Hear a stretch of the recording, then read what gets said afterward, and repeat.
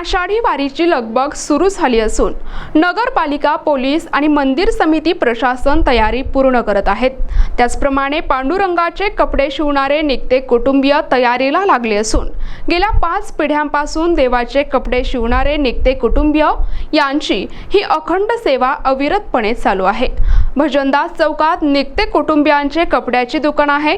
विविध कपड्यांची निर्मिती करण्याबरोबरच पांडुरंगाचे कपडे बनवण्याचे काम ते करत आहेत।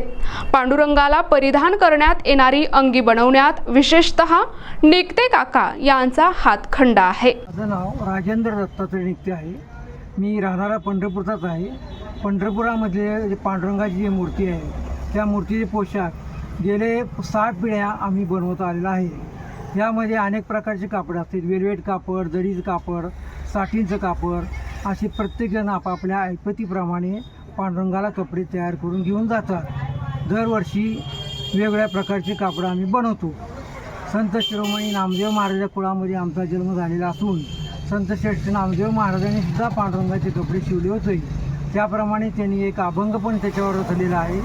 शिंपियाच्या पुढी जन्म माझा झाला, परी हेतू गुंतला सदाशिवी, दिवसा माझी शिवी, रात्री माझी शिवी, आरानुक नाही जीवा, सुई आणि सुतळी, कातरी गज दोरा, मांडीला पसारा सदाशिवी, नामा म्हणे शिवी, विठोबाच्या अंगी, म्हणून या जगी धन्य झालो।